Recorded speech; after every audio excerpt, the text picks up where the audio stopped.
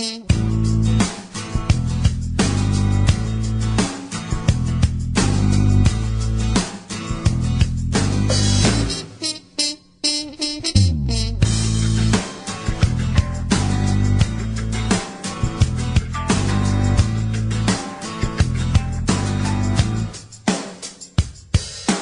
nuevo siglo despertó con la resaca del pasado. Hambres, guerras, desesperación. Más y más y más y más. El orden nuevo nos vendió un mal sueño. Mañana, miércoles 4, comienza el Festival Eñe. A las 13 horas tenemos en el Centro Cultural de España a Álvaro Brechner, el director de cine Álvaro Brechner de Mal día para pescar. Va a hablar con el escritor y cineasta Vicente Molina Foix. A las 16, Hugo Burel y Miguel Ángel Campodónico van a hablar de las fronteras difusas de la ficción, todo esto en el Centro Cultural. A las 17, Julio Trujillo y Alberto Restucia van a hablar del humor como arma literaria. Es un poeta mexicano y un humorista y escritor uruguayo. A las 17:30, Felipe Poleri, una conferencia express, El arte como delito, en el Centro Cultural de España. A las 18:15, Francisco Tomsic va a hablar sobre la obra poética de Julio Inverso. Esto es en el Museo Gurvich. En fin, a las 18:30, si van a la sala de conferencia del Teatro Solís, va a haber poemas para todos, poemas tenemos todos. Va a haber un montón de poetas leyendo poesía. A las 18:30, Gabriel Calderón habla con Vivi Tellas. Esto es sobre teatro en el Centro Cultural de España. A las 20 horas, el Ricardo Piglia, el escritor como lector, el famoso escritor argentino, habla en el Centro Cultural de España. Esto es el inicio mañana del Festival Eñe. Corre, tiempo, perro.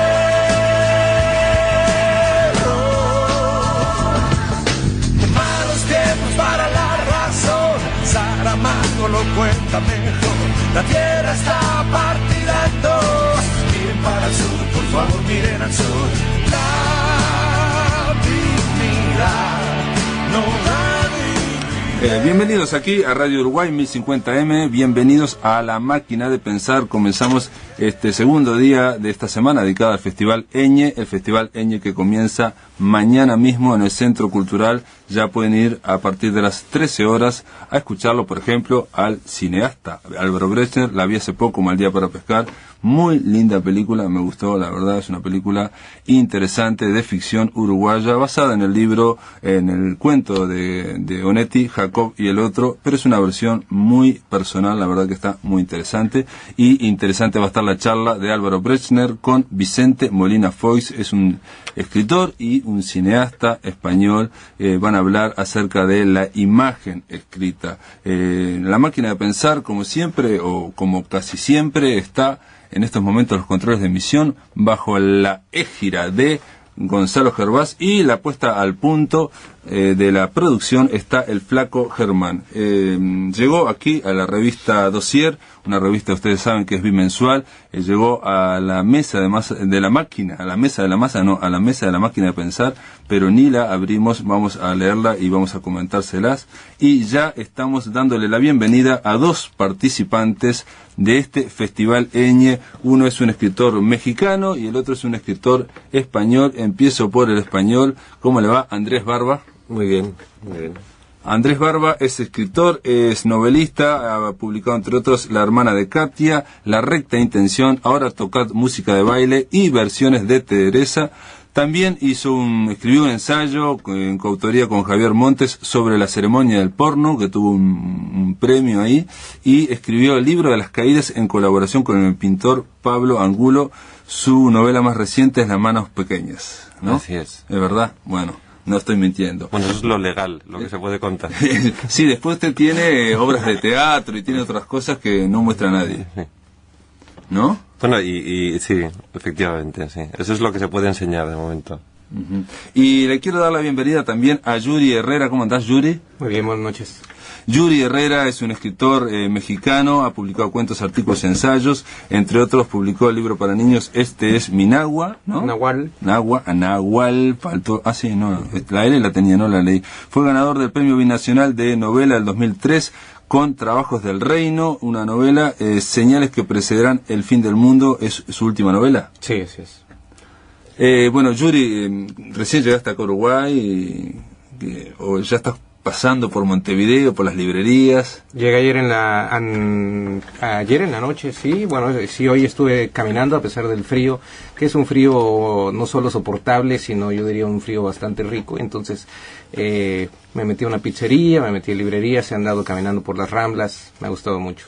Impresionante lo del frío, sorprendente. Nosotros estamos muertos de frío, pero aquí viene Yuri con... Tiene un nombre medio ruso usted, Yuri, ¿eh? Eso debe ser. Debe ser por eso el hombre que vino del frío. Andrés Barba, vamos a hablar con un poquito con cada uno para que lo conozcan y después vamos a ver si hacemos una conversación entre los tres. Andrés Barba, me llama la atención de tu obra el hecho de que hayas hecho en coautoría un ensayo y después el libro de las caídas en colaboración con el pintor Pablo Angulo. ¿Cómo fue ese libro? Bueno, en realidad trabajar con alguien con quien te entiendes muy bien, y más si es un amigo, es siempre muy agradable, ¿no? Y sí, son dos libros muy diferentes. Uno es un ensayo sobre pornografía y otro es un libro de pequeños poemas en prosa y dibujos.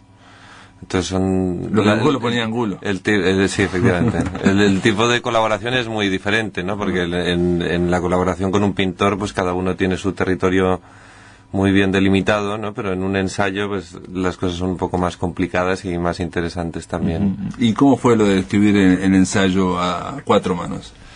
Pues el ensayo, teníamos en nuestra ventaja que estábamos bastante de acuerdo en casi todo. Lo que pasa es que la pornografía es un terreno muy resbaladizo, y a medida que íbamos investigando y que íbamos viendo cosas y que íbamos escribiendo, pues sí, iba habiendo más divergencia de opinión y era más complicado a veces llegar a acuerdos, pero fue muy interesante, muy enriquecedor. ¿Y podés primero decir cuál era el punto de partida, cuál era la idea de punto de partida y después cómo se fue divergiendo?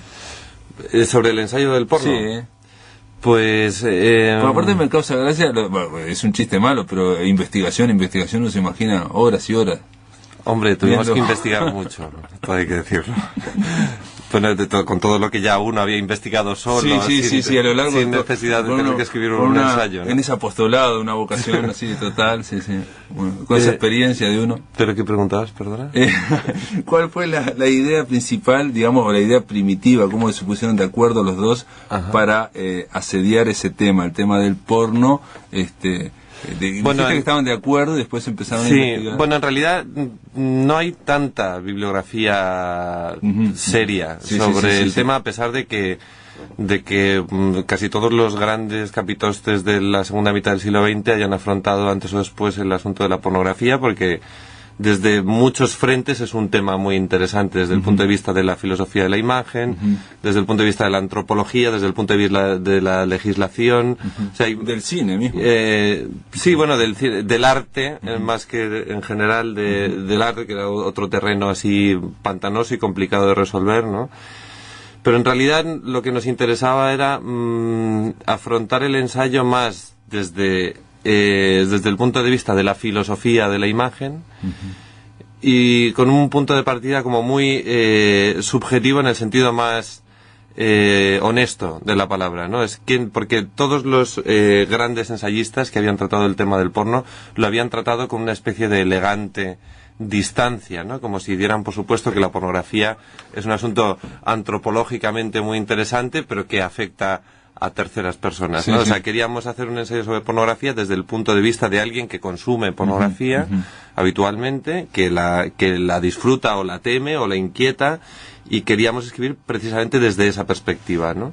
Desde una perspectiva que incluyera que nosotros éramos sujetos susceptibles de ser interesados por lo pornográfico, ¿no? Sí. Pero tampoco queríamos hacer ni un ensayo rijoso ni una comedia de risitas, ¿no? Sobre el porno. Entonces queríamos hacer un ensayo serio, ¿no? Y ese fue un poco la pauta, ¿no? O sea, hablar siempre desde ese lugar. O sea, desde, por ejemplo, asumiendo como forma, como realidad, por ejemplo, de la explosión que hay en Internet, que no sé, hay un porcentaje altísimo de páginas porno, de eróticas, creo que es un 40%, un 30%.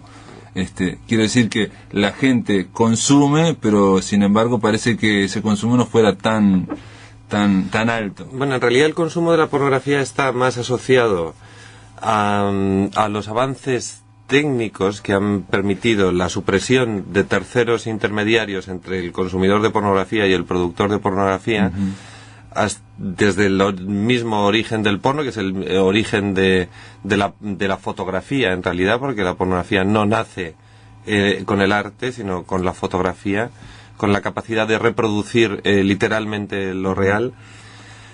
Y a medida que ha ido siendo posible eliminar interventores en el proceso, por ejemplo, el primer gran invento revolucionario que evita eso es el vídeo, ¿no? El vídeo, el reproductor de vídeo.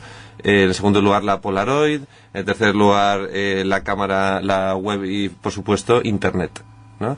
Internet hemos llegado un poco al grado cero del intervencionismo ajeno entre el consumidor y el productor, hasta el punto de que el consumidor puede convertirse a sí mismo en productor de pornografía, ¿no? Que es lo más interesante de toda esta segunda ola después de la legalización que se produjo más o menos alrededor de finales de los 60, principios de los 70 hasta hoy.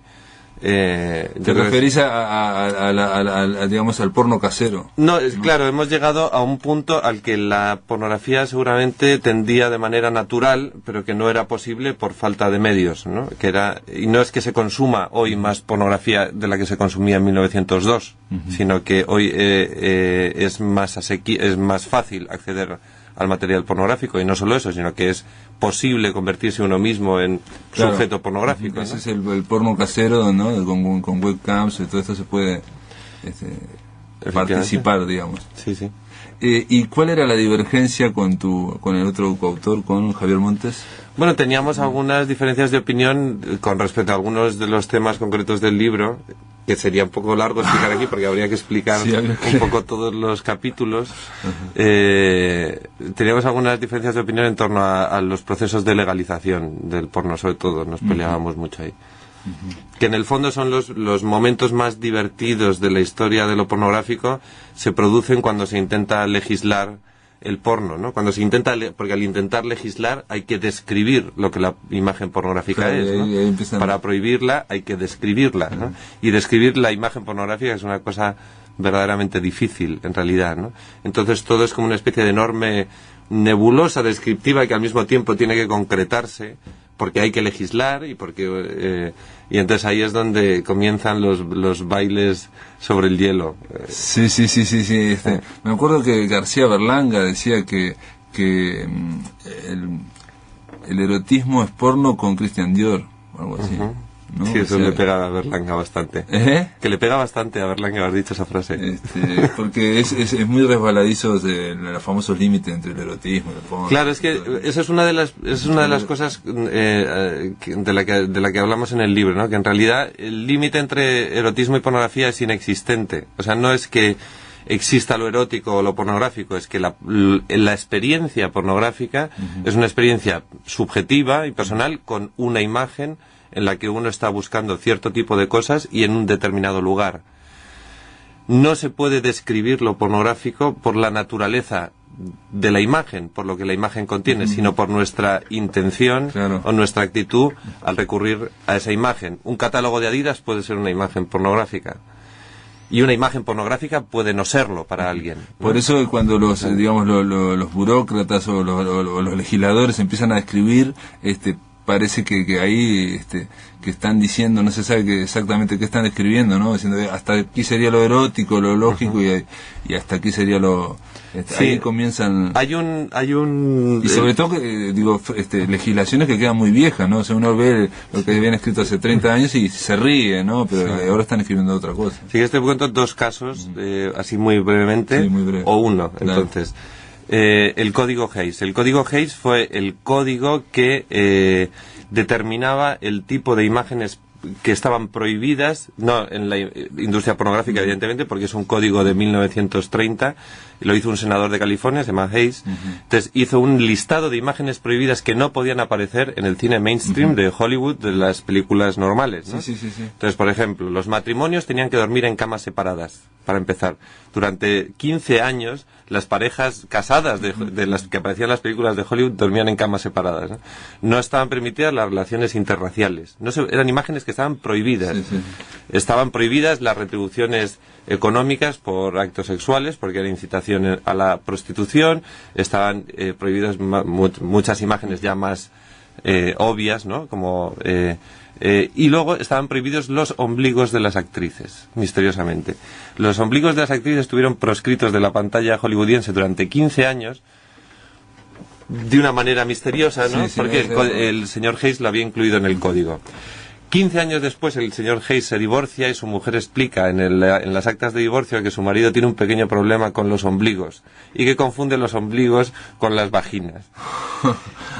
5 años después, tras la muerte del senador Hayes, la opinión norteamericana se queda escandalizada al descubrir que el senador Hayes tiene una colección privada de más de 4.000 fotografías de ombligos. Y entonces es interesante porque solo podemos prohibir lo que a título personal para nosotros es pornográfico. Cuando se le pide al senador Hayes que haga una lista de imágenes prohibidas, hace una lista de imágenes prohibidas o estimulantes para él. Los ombligos de las actrices estuvieron proscritos 15 años de la pantalla porque al senador Hayes le resultaban estimulantes. Muy bien, amigos, después de la pausa continuamos con Andrés Barba y con Yuri Herrera aquí en La Máquina de Pensar. En el aire de Radio Uruguay, La Máquina de Pensar.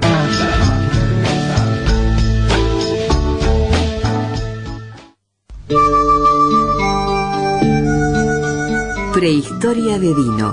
Los inéditos de Gastón Charlo Dino y los gatos en 1965. Todos sus simples inhallables y su primer larga duración de 1970 y un bonus increíble, también por primera vez, Mateo y los Malditos en 1965. Prehistoria de Dino, 3 discos en uno. Propuesto al último graffiti como mejor edición especial, auspiciado por el FONAM, considerado un rescate histórico de gran valor por la revista Rolling Stone. Hay veces que te veo tan triste. Prehistoria de Dino, lujosa edición en las buenas disquerías del país. Pensando por ti. A las 4 de la tarde. 4 de la tarde. 4 de la tarde. 4 de la tarde. Y los domingos a las 9. A las 9. El Tungelé. Conduce Nelson Caula. Producción Carolina Vaz. Y un panel de destacados columnistas. El Tungelé. Original y diverso. Cultura total. Un tributo a la identidad. Esa especie de rumiación cultural que dice Pelufo que tenemos los uruguayos. Y en vez de hacer el proceso deductivo de la cultura, que es la cultura uruguaya, que es el Uruguay, que es si no, que si de las fronteras. A las 4 de la tarde. 4 de la tarde. 4 de la tarde. 4 de la tarde. Y los domingos a las 9. El Tungelé.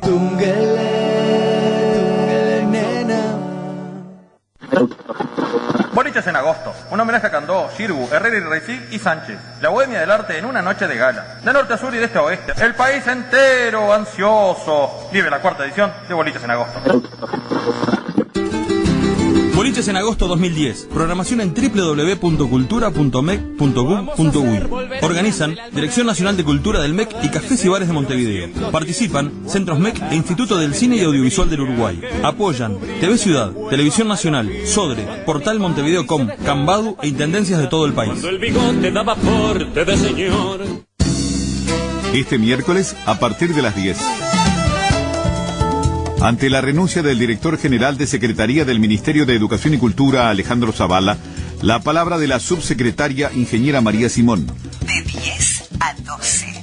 A una semana de la interpelación al ministro del Interior sobre lo ocurrido en la cárcel de Rocha y el sistema carcelario, actualizamos la información junto al ministro Eduardo Bonomi. De 10 a 12. Además, Laura Canoura adelanta la salida de su nuevo disco Un Amor del Bueno y su presentación en Porto Alegre, donde compartirá escenario con la artista Leira Piñeiro. De 10 a 12. Con María Inés Ovaldía y Federico Jurkovich en los 1050 del dial, donde late Radio Uruguay. Periodismo con otro aire.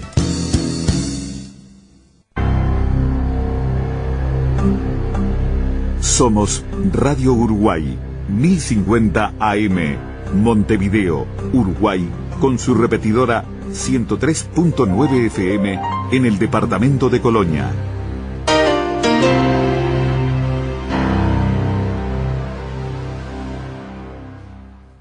Atención, charlas, entrevistas o columnas que te perdiste o que querés volver a escuchar, las encontrás en el blog de La Máquina de Pensar.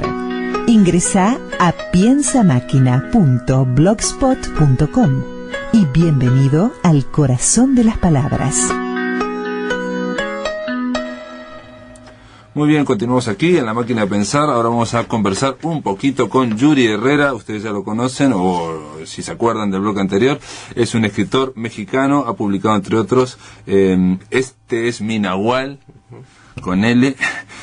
También Los Trabajos del Reino, fue ganador del premio binacional y también ganó el premio Otras Voces, Otros Ámbitos. Así es. En España. Así es. ¿Podés contarme en qué consiste ese premio? Porque me pareció interesante, lo estuve leyendo, digo... Bueno, tampoco creas que estoy tan enterado. Es la primera vez que se da este premio. Lo da Hotel Kafka, que no es un hotel, sino una escuela de creación literaria. Sí, hemos hablado con la gente de Hotel Kafka. Sí, y que por cierto tiene una sede muy bonita en lo que era la casa de Pérez Galdós, ¿no? En Madrid. Y la Fundación Cultural del Corte Inglés, ¿no? Por lo que entiendo, votan alrededor de 100 personas, entre editores, críticos, escritores. No hay deliberación, sino que todo se hace por voto directo. Y el premio se le da es decir, en este premio participan novelas que no hayan pasado de 3.000 ejemplares. Y se le da dentro de ese universo a la mejor lo que ellos consideran la mejor novela escrita publicada en España el año anterior. Y el premio consiste en que se financia la reedición de este libro. Y se distribuye por todo el Corte Inglés o algo así. Así es. Algo así. Está interesante, digo, me parece notable el esquema del premio, ¿no? Y primero porque se sale de esos 3 o 4 que diría y que eligen, digamos, como en general un jurado. Y sobre todo porque el planteo es darle otra oportunidad a novelas que quizás no tuvieron tanto andamiento, digo, con un tiraje de 3.000 ejemplares. No, bueno, para mí fue una sorpresa y fue un poco salirme de lo que yo estaba acostumbrado. Yo estoy acostumbrado en general a tener 5 personas en mis presentaciones y a que lo que yo escribo dure mucho tiempo antes de agotarse. Así es que esto en realidad me cambió varias cosas y me ha ayudado a conocer gente, a viajar, como a estar ahora aquí platicando con ustedes. ¿Vos vivís en la capital, en el DF? Ahora estoy en la Ciudad de México. Estoy pasando mis últimos días este año porque me iré por un año como profesor visitante a Carolina del Norte, ¿no? Salió una oportunidad ahí, voy a estar 2 semestres dando clases y regresaré a la Ciudad de México, yo creo. ¿Y estuviste vinculado con la revista literaria El Perro? Bueno, soy editor junto con otras personas, con 3 mexicanos, un colombiano de esta revista. Es una revista solo de letras, es una revista en la que no hay imágenes, ni hay artículos de opinión, ni hay entrevistas, sino solo hay poemas, ensayos, cuentos. Hemos publicado un par de piezas dramáticas muy breve, un par de textos sobre aforismos, y hemos estado sobreviviendo a duras penas porque no tenemos publicidad, ¿no? Esto es una revista que es una locura que yo pude sacar en un momento dado en el que tenía algo de dinero, lo invertí todo en eso, y después hemos tenido en los últimos números una beca del Fondo Nacional para la Cultura y las Artes, que ya veremos si se renueva. Pero también está hay una versión en internet, digital. Sí, estamos en vías de rehacer el sitio web, pero se puede ver ahí, es www.elperro.com.mx. Sí, lo estuve viendo. ¿Y qué te iba a decir? ¿Y por qué se te ocurrió la idea de otra revista más, no? Digo, mira, qué ánimo que te doy, otra revista más. Sí, se nota el cansancio. Pero digo, en el blog de La Máquina de Pensar está linkeado, está vinculado la revista del Perro, se puede ir directamente y ahí se pueden leer cuentos tuyos, por ejemplo, y cuentos de otros y poesía. Bueno, yo siempre sentía que las revistas de literatura, al menos en México, tenían poca literatura, ¿no? Que siempre tenían un poema, un cuento, un ensayito, y que el resto era más bien mucho ruido sobre la vida literaria que literatura. Y yo quería hacer una revista en la cual no hubiera intervención de los que la hacían, sino que fuera una revista que tuviera cuyo peso radicara en los autores, más que en los autores, en los textos, porque justamente inclusive el nombre del autor está al calce de cada texto en letras chiquitas, porque también era una cosa que era como importante, ¿no? Que la revista la hicieran los textos, y precisamente la única imagen que hay en la revista es el logo, que es un perro, y este perro va cambiando con el tema de cada revista, ¿no? Que son temas muy amplios, ¿no? Por ejemplo, ahora acabamos de sacar el último tema, era Dios, el tema que sigue es sonidos, y hemos tenido enfermedad, secretos, temas como muy amplios para que los distintos escritores que invitamos puedan acercarse desde distintas perspectivas. Me extraña porque viniendo de México, que también es un país con gran tradición de revistas y sobre todo con grandes tótems, ¿no? Estoy pensando en Monsiváis o en Octavio Paz, o hay un montón, ¿no? Augusto Monterroso también, ¿por qué darle una vuelta más de tuerca a esto, ¿no? Y ahí, si quieren, conversamos ya los tres, el tema de los lectores. ¿Por qué la necesidad de presentar el texto casi desnudo al lector, sin el nombre del autor, o muy chiquitito el nombre del autor, sin la grifa, o sea, sin la marca del autor, sino diciendo, bueno, esto es lo que hay? Sí. Bueno, yo quiero comenzar diciendo, a propósito de lo que estabas platicando con Andrés, que yo soy amante de la pornografía como el que más, ¿no? Pero que en una revista de literatura me parecía que había que quitarle esta cosa un poco pornográfica de poner en portada, y ahora tenemos un poema inédito de Octavio Paz, ¿no? Me parece un poco como el equivalente de poner a una chica en bikini. Sí, la lista del almacén de Beethoven. Claro. Y entonces en el perro, de la portada a la contraportada, tenemos texto básicamente en la misma tipografía, salvo que sea un texto que específicamente pide algo distinto, y lo que siempre hemos pensado es que esto le ofrece además al lector el poder de decidir cuáles son los textos que para él son más importantes. Una revista que uno bien podría doblar y decidir qué otra es la portada, porque no hay ninguna otra cosa fuera del logo del perro que indique que ese es la página 1, digamos. Y bueno, Andrés, ahora te meto en el ruedo. ¿Crees que estamos llenos de los lectores, ¿no? Llenos de grifas o llenos de marcas que nos dicen qué leer? Por ejemplo, me refiero hasta Hombre, yo creo, el nombre. Yo creo que hay un perfil de lector muy básico al que eso sí afecta, ¿no? O sea, pero un tipo de perfil como basiquísimo, que en España sería, pues, el tipo de personas que leen el Premio Planeta y la novela de Dan Brown, ¿no? O sea, o yo qué sé, o Stieg Larsson, o este tipo de... Y luego hay...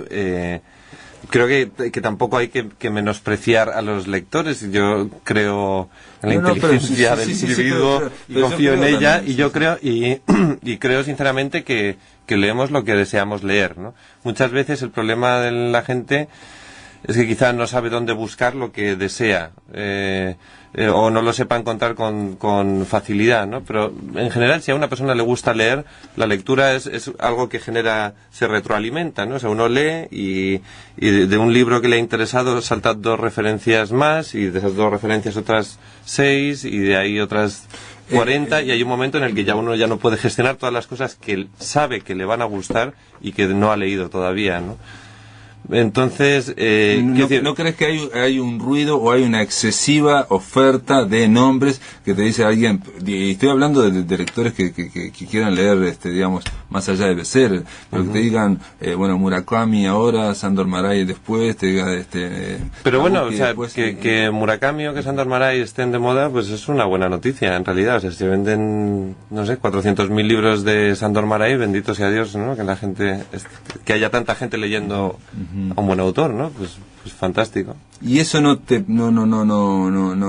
puede tapar otros valores, ¿o no? A los dos.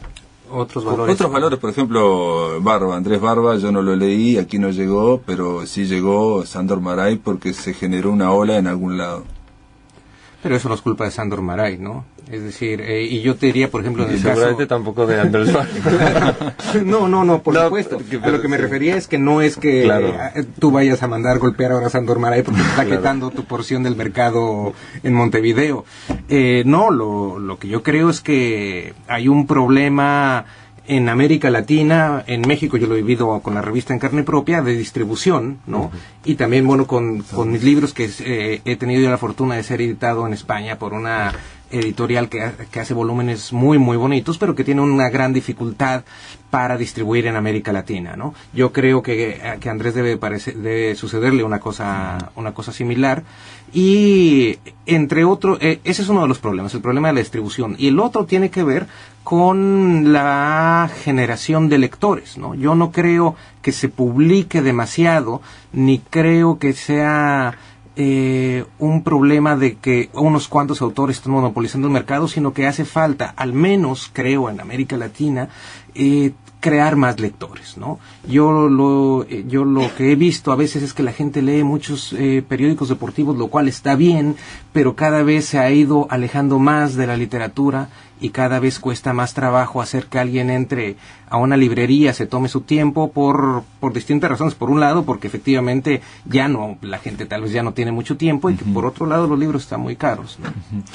Una pregunta que... Pero igual yo no sería muy fatalista con el tema. Es decir, que Borges en vida vendía 3.000 libros, o sea que... Nos olvidamos de que las cosas son así, y que bueno, y que luego también el tiempo hace sus cribas y los autores se convierten en lo que son, y el tiempo hace justicia también, ¿no? Está claro.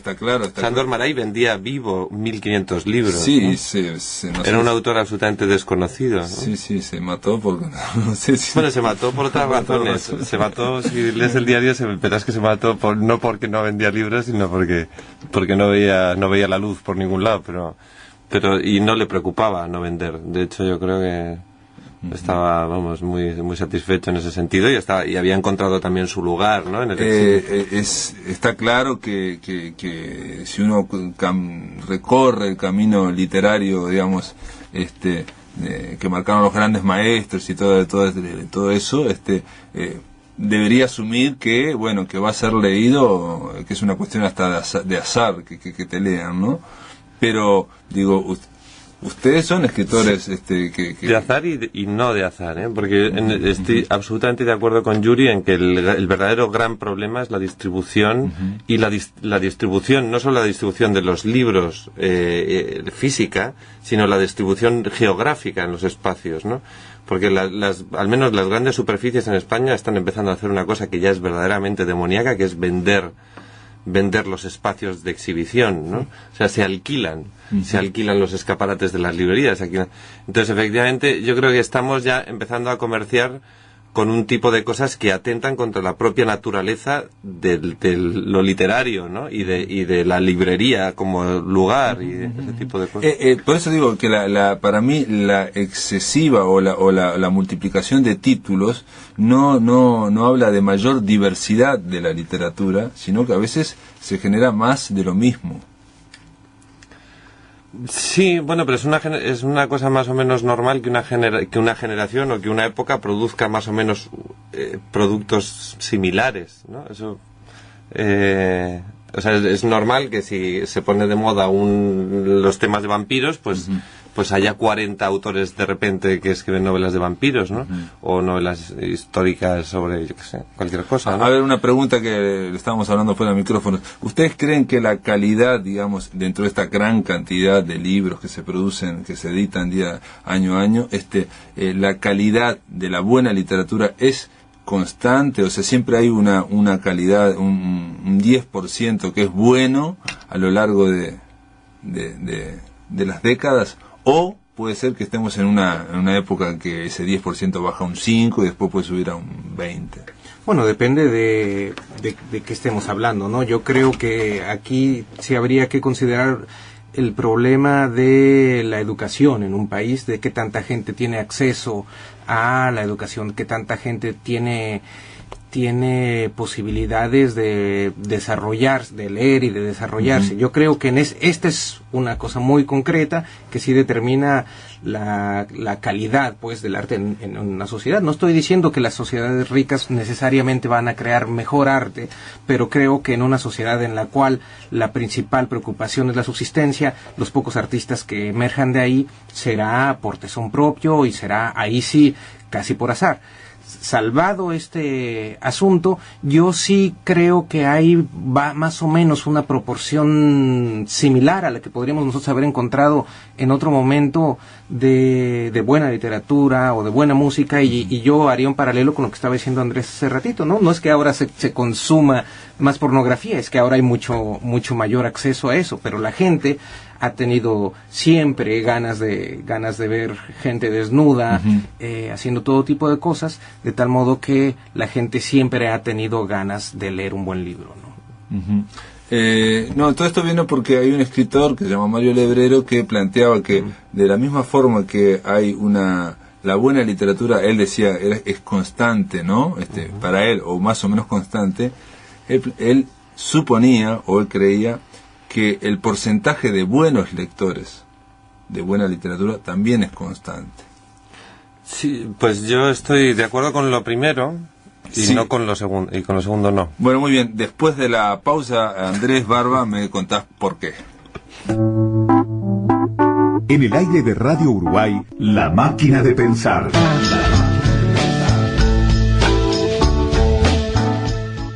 En República FAP llamamos a gente como Laura. Hola. Doctora en una mutualista, para informarla. Sí, rápido, decime. Cada uno da lo que recibe. Ajá, ¿y cómo es, a ver?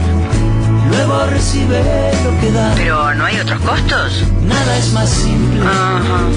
No hay otra norma. ¿Y la plata sigue siendo mía? Nada se pierde, todo se transforma. Hablemos. Con tu compromiso más el nuestro, vas a lograr la mejor jubilación.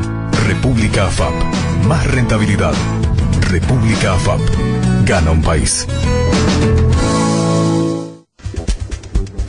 Una experiencia para compartir y aprender. El lunes 26 de julio se realizó en la sala de conferencias del Teatro Solís una exposición a cargo del experto español licenciado Eladio Gutiérrez Montes sobre el proceso de despliegue de televisión digital terrestre en España. La exposición mostró a través del caso concreto de España los aciertos y dificultades del proceso de despliegue, los aprendizajes realizados, el antes y el después de la DTD y del apagón analógico, entre otros temas de candente actualidad.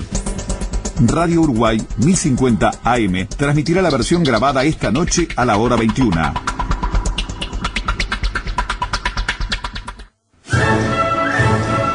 Juventudes Musicales del Uruguay y el Ballet Juvenil de Montevideo, dirigido por María Inés Camus, presentan el divertido espectáculo Don Quijote. Las funciones se llevarán a cabo en el Auditorio Nelly Goitiño del Sodre, 18 de julio 930, todos los domingos a las 11 de la mañana. En agosto, los domingos 1, 8 y 15.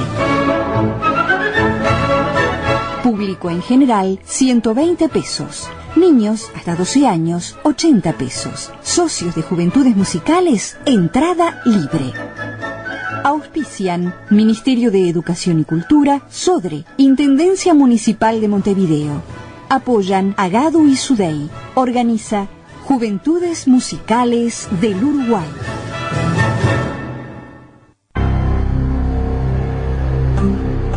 Somos Radio Uruguay, 1050 AM, Montevideo, Uruguay, con su repetidora 103.9 FM en el departamento de Colonia.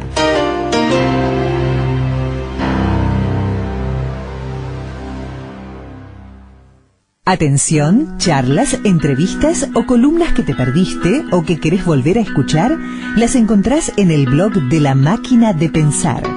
Ingresá a piensamáquina.blogspot.com y bienvenido al corazón de las palabras.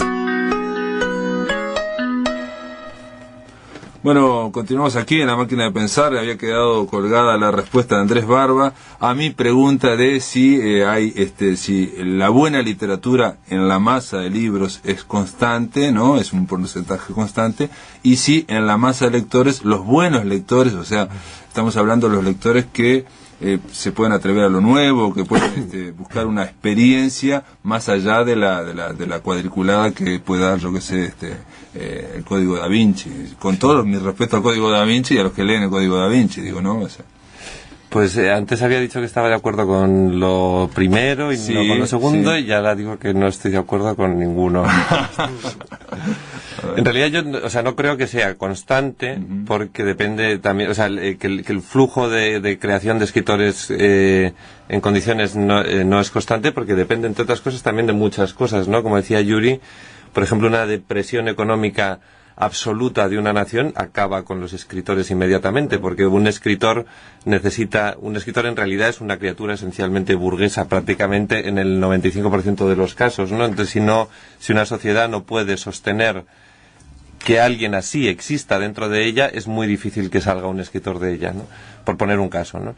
Y luego, en el caso de los lectores, estoy en rotundo desacuerdo, ¿no? Porque en realidad sí, ese era el caso de que hay naciones eminentemente lectoras o mucho mejor lectoras que otras, ¿no? Sí. Y eso indica que hay detrás como una especie de posibilidad educativa en términos nacionales de convertir a una nación en lectora, ¿no? Se puede convertir en una nación en mejor o peor lector, ¿no? Y curiosamente, que una nación sea muy lectora tampoco significa que de ella vayan a salir mejores escritores, ¿no? Porque en realidad los escritores son gente muy muy rara, ¿no? No se puede programar la generación de escritores, ¿no? Pero sí se puede programar o sí se puede educar a generaciones de lectores, eso desde luego. Bien, retiro toda la onda sociológica y pregunto, vos escribiste o contestaste, Andrés Barba, el escritor necesita afianzarse en lo que cree que es cierto, sea bueno o malo, ahí está su valor o su cobardía. Andrés Barba, ¿qué cree que es cierto? Y ahora después le pregunto a Yuri. Que es que uno dice esas frases para poner en un se ve fuerte, ¿no? Uno se ve fuerte, ¿no? Porque se ha tomado sus 3 tequilas antes de la conferencia y tal, y de repente se desmarca con esa. Estoy más o menos de acuerdo con lo que dije, no estoy muy de acuerdo del todo, ¿eh? ¿Qué dije exactamente? El escritor necesita afianzarse en lo que cree que es cierto, ¿no? Hombre, yo creo que eso porque la pregunta era, ¿el escritor necesita afianzarse más en su palabra? Y entonces vos respondés, el escritor necesita afianzarse en lo que cree que es cierto. Claro. Sea bueno o sea malo. Ahí está su valor o su cobardía. Claro, bueno, la segunda parte de la frase es una mamarrachada ya que venía con carrerilla y tal. Y la primera parte de la frase yo creo que es verdadera, ¿no? O sea, uno tiene que... yo creo que en realidad los escritores más valientes son los escritores que están constantemente haciendo el esfuerzo de no mentir, ¿no? O de no mentirse a sí mismos, ¿no? ¿Y qué sería mentirse? Bueno, en el fondo yo creo que en mi caso, de ser literario, en el peor sentido de la palabra. Ser literario sería escribir una bonita página, por ejemplo. Sí, bueno, no renunciar a una bonita frase a pesar de que sea falsa, ¿no?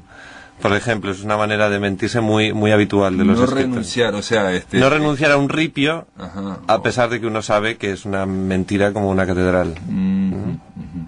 ¿Y Yuri? yo tengo que defender lo que dijo. No, tenés que responder la pregunta de qué es cierto, de la famosa frase de Andrés Barba, el escritor necesita afianzarse en lo que cree que es cierto. Ya la hemos puesto famosa.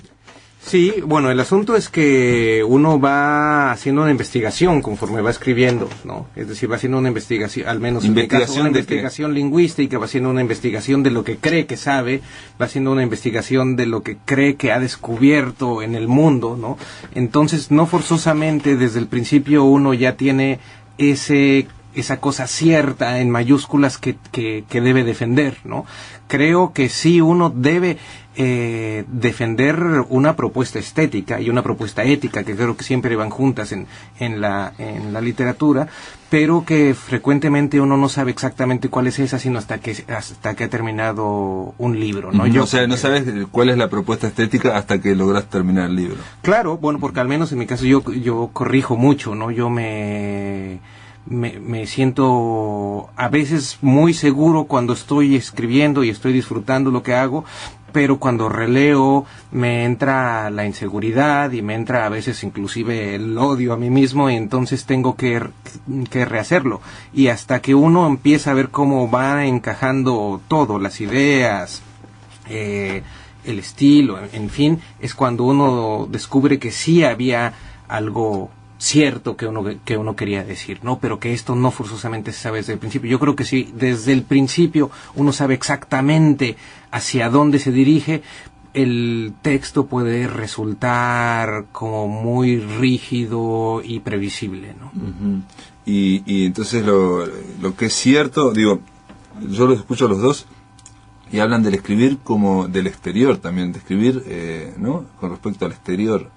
No, ninguno de los dos hablaron de autoinvestigación. No, hombre, yo creo que es preciso, si lo ha dicho Yuri, ¿no? Es un proceso de investigación, ¿no? Entonces, un proceso de investigación, uno lo hace, a lo mejor quieres investigar o te interesa, por ejemplo, la infidelidad como tema, ¿no? Entonces, bueno, pues creas unos personajes que piensas que pueden desplegar ese tema en su mayor amplitud, ¿no? Posible, y tienes ciertas ideas o sospechas acerca de la naturaleza de que es el proceso de una infidelidad o de lo que sea, ¿no? Y luego efectivamente te pones a escribir y vas descubriendo al escribir que efectivamente cosas que tú habías dado por descontadas o que pensabas que eran ciertas, pues no lo parecen tanto, y otras que tú dabas por falsas de repente empiezan a tener una gran coherencia argumental, ¿no? y ontológica, ¿no? Por decirlo de alguna manera, y en ese sentido sí es un proceso de quiero decir que en ese sentido la literatura sí ayuda a conocer, ¿no? Ayuda a conocer al escritor y por supuesto al lector, ¿no? A ver, pregunta para los dos. ¿Eligen temas antes de escribir? ¿Saben cómo va a terminar el final de la novela? ¿Saben o no saben? Bueno, en mi caso, en cada texto hasta ahora ha funcionado de una manera distinta. En Trabajos del Reino, lo que yo sabía es que quería contar una historia de la relación entre dos personajes, entre un hombre poderoso y un artista. Uh-huh. Lo que determinó el resto del desarrollo de la novela fue en buena medida el lugar donde yo estaba viviendo. Yo estaba viviendo en El Paso, que es una ciudad que está pegada a Ciudad Juárez. Pasaba mucho tiempo en Ciudad Juárez y yo decidí ubicar esta historia ahí en la frontera, sin mencionar nunca qué es la frontera, sino más bien, digamos, ubicándola geográfica y temporalmente a partir del lenguaje. Y en mi siguiente novela, lo que yo sabía era que quería contar la historia de un viaje, ¿no?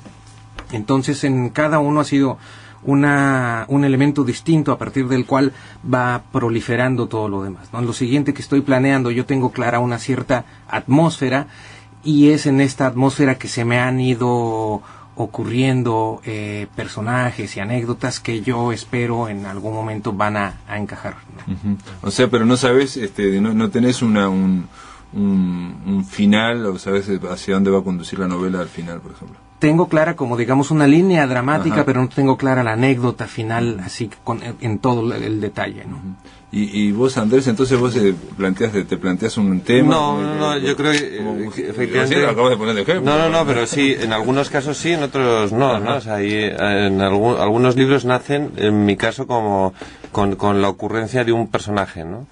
Entonces, en realidad, el interés del libro, más que la propia narración, es poner es ver el mundo a través de ese personaje, ¿no? Entonces, en realidad, las acciones son un poco intercambiables y el final va surgiendo sobre la marcha, ¿no?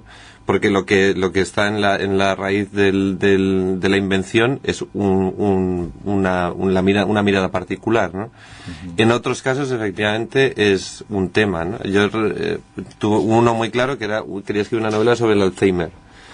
Quería escribir una novela sobre la enfermedad, ¿no? Uh-huh. Sobre qué pasaba en una familia, o sea, cuál era el impacto de una enfermedad como esa en una familia y cómo uh-huh. iba afectando a todos sus miembros y cómo afectaba las relaciones de unos miembros entre otros y tal. Y en ese sentido, por ejemplo, en ese caso sí era un tema un poco más abstracto, ¿no? Lo que me interesaba. ¿Escribiste esa novela? Sí.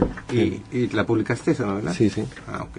¿Qué se llama? Perdón. Se llama Ahora tocad música de baile. Ajá. Hay un cómic español, se llama Arrugas. No. que es precisamente sobre el tema del Alzheimer.